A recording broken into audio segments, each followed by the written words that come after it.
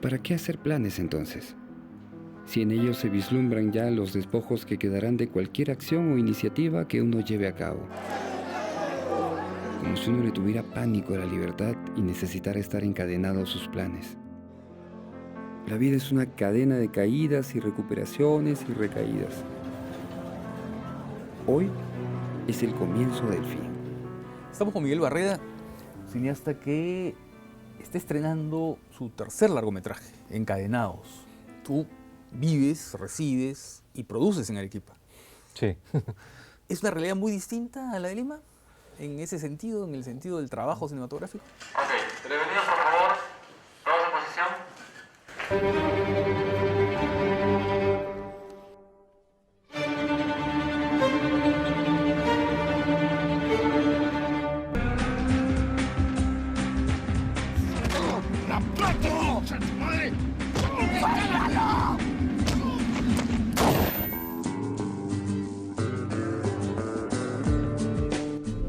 Quiero admirar tu gloria y tu poder, pues es mejor tu amor que la existencia.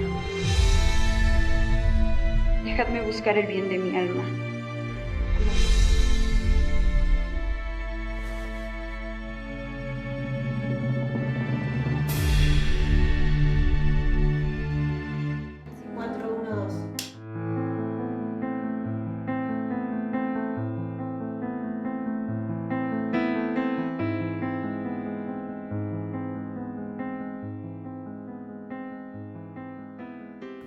Teniendo en cuenta que hacer cine en el Perú es difícil, como es en Arequipa, ¿no? Digo que en Arequipa también es difícil, sin estar en Lima y sin los problemas que se pueden tener en Lima y sin las ventajas que se pueden tener en Lima, pero con otras virtudes y con otros efectos, ¿no? Yo creo que hacer cine en cualquier parte del mundo, si uno se maneja al margen de una industria de producción de entretenimiento audiovisual, es complicado, ¿no? Cuando uno quiere verter una visión propia de lo que es el cine o querer hacer o expresar alguna idea que le preocupa a través del cine, ¿no? Sin tener en cuenta que eso va a tener un beneficio económico, comercial, pues es complicado.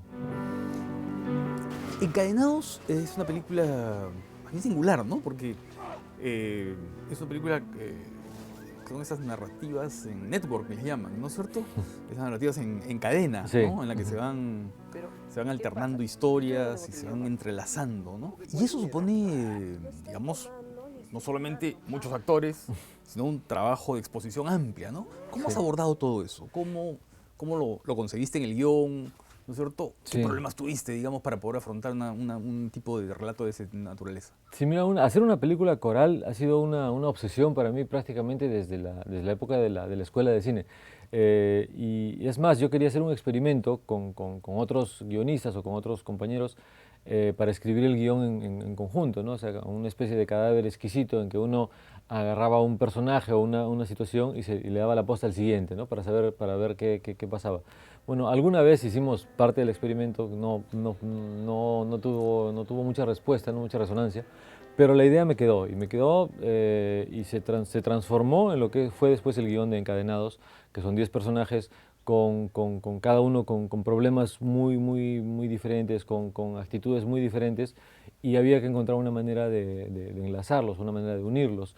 Yo me di cuenta que lo que tenían en común esos personajes era el miedo a la soledad, el miedo a quedarse en medio de algo sin tener a qué asirse. O sea, todos compartían eso, compartían un temor, ¿no? Y también compartían algo que era un temor muy importante, que era el miedo a la libertad, ¿no? Entonces, eso me sirvió como guía, como manera de orientarme al momento de terminar el guión, ¿no? Luego, claro, en cuanto a la producción, eso implicaba, pues, como lo has mencionado, trabajar con muchos actores. O sea, cada actor tiene un papel protagónico, en este caso son 10 protagonistas, ¿no? Y trabajamos con un elenco también bastante disímil, ¿no? Hay actores que tienen muchísima experiencia, con muchísima trayectoria, como Norma Martínez o Melanie Urbina, Miguel Isa, ¿no? Y actores que están por primera vez en pantalla, ¿no? Entonces sí que son aficionados o que con los que había que trabajar de otra manera. Entonces, eso también fue para mí una experiencia muy grata, el tratar de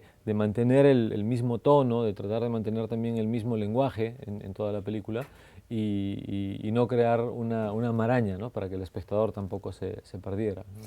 Ahora, cuando trabajas con actores tan distintos y tú dices hay que conservar el mismo tono, ¿cómo es ese tratamiento con los actores, no? Porque son actores que tienen tendencias muy distintas. Hay Sí. actores que tienen mucha más experiencia, por ejemplo, en el teatro, ¿no? Efectivamente. Otros, en fin, que están permanentemente en la televisión. Es decir, es que ¿tu preocupación es esa? ¿Es crear una uniformidad o es trabajar a partir de la singularidad de cada quien? Yo creo que es muy importante respetar la singularidad de cada actor, ¿no? Conocer cuál es su experiencia, cuál es su trayectoria, o sea, saber qué te puede ofrecer un actor. No le puedes pedir lo mismo a un actor que se ha formado en teatro, que tiene pues un registro técnico amplísimo, ¿no? A una persona que solamente tiene un par de apariciones en televisión, ¿no? Entonces, en algunos casos sí es muy cómodo. Te doy un ejemplo concreto, en el caso de Norma Martínez, por ejemplo, que estudiamos el guión y trabajar con ella es muy cómodo porque es una actriz que te hace creer que eres buen director, ¿no? Entonces ella empieza a trabajar y tú dices, ¿no? Lo logré, ¿no? Y por otro lado, hay otros actores con los que trabajas muchísimo en preparación, ¿no? Y tienes que experimentar, tienes que probar un camino. Si ese camino no te gusta, ir por el siguiente camino, ¿no? A veces puede ser puede tomar más tiempo, pero yo disfruto mucho en el proceso con los actores. O sea, no tengo una idea fija de cómo tiene que quedar el personaje, porque si no, preferiría hacer dibujos animados, ¿no? Entonces yo considero que el actor siempre va a aportarle algo al personaje que yo no conozco. Y descubrir eso es muy agradable, es muy rico. Entonces, hay personajes que yo los había pensado de cierto modo, que me los había imaginado de cierto modo, y el actor o la actriz me hace una propuesta que me sorprende y que me gusta, y yo digo, eso está mucho mejor o es más interesante que de aquello que yo había pensado. Claro, y esa comparación que has hecho con los dibujos animados suena como que lo que rechazas es un poco al control absoluto, ¿no? A esta especie ya de esquema que los dibujos animados es indispensable, porque tienes que tenerlo todo planeado de antemano, ¿no? Y hay una concepción muy fuerte. Curioso, tu primera película es un viaje, ¿no? Es un largo viaje, ¿no? Sí. Es una especie de road movie, ¿no? De película de carretera. En la segunda está la concentración espacial, porque es la historia de Ana de los Ángeles, ¿no? Sí, en el monasterio. La monja, ¿no? Arequipeña. Y es una especie de debate además contra su propia identidad, ¿no es cierto? Contra sus fantasmas, digamos. Sí. Y en este caso hay esta especie de, ¿no? De gran alternancia. Sí. Y eso supone 3 modalidades de producción, me imagino, muy distintas. Claro, en el caso de Si te vi no me acuerdo, al hacer una road movie, ¿no? Sabíamos que estábamos encarando también un viaje, ¿no? Que partíamos de un lugar, que luego había un territorio desconocido para casi todos, ¿no? Bueno, el equipo de dirección habíamos locacionado, habíamos hecho algunas paradas técnicas, sabíamos a dónde íbamos a llegar, pero los actores, por ejemplo, Miguel o Marisol Palacios, no habían estado nunca en esos lugares, ¿no? Entonces teníamos que ser muy flexibles en relación a todo, ¿no? En relación al clima, en relación a la manera de trasladarnos y en relación a lo que iba sucediendo en el camino, ¿no? Como parte de la experiencia de filmación. En Ana de los Ángeles, bueno, pasaron también casi 10 años entre una producción y otra.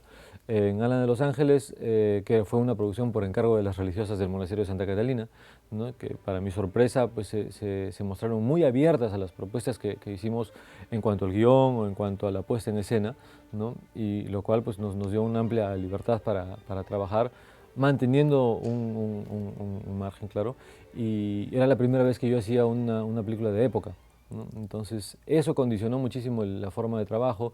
El filmar también un monumento histórico condicionó la forma de trabajo. No podíamos movilizarnos como en otras locaciones, ¿no? Tú sabes que por donde pasan los cineastas muchas veces no vuelve a crecer el césped.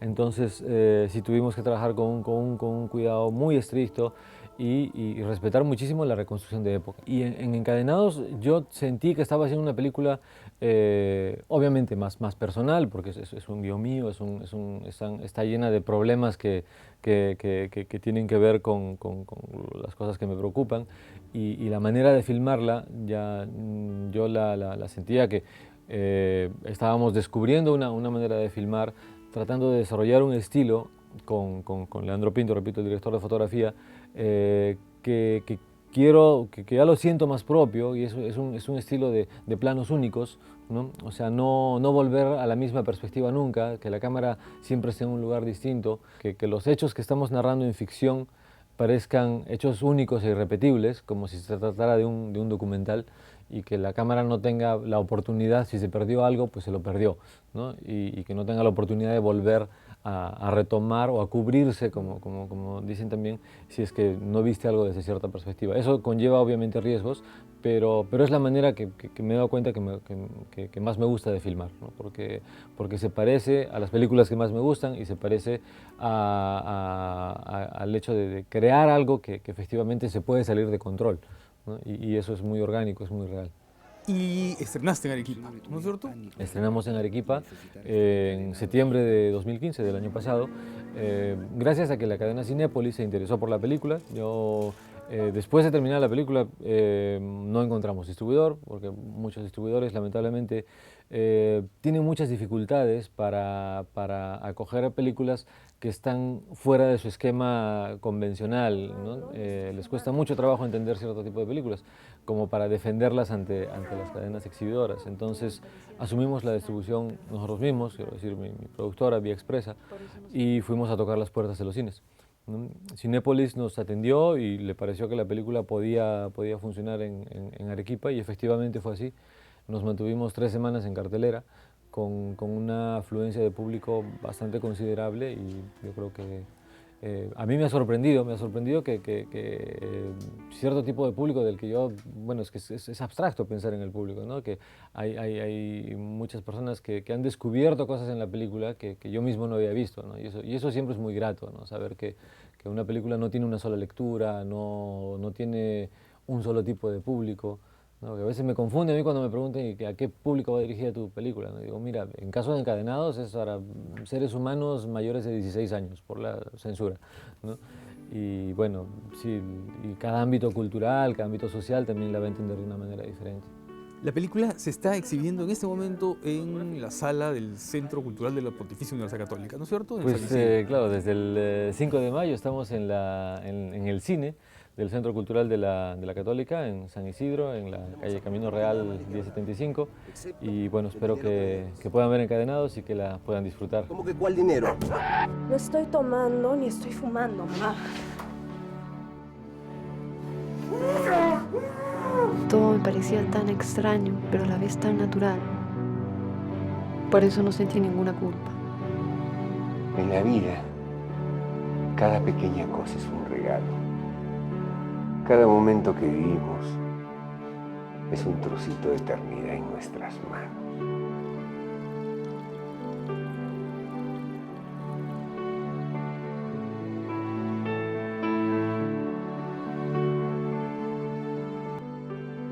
¿Por qué no me decías eso cuando estabas aquí?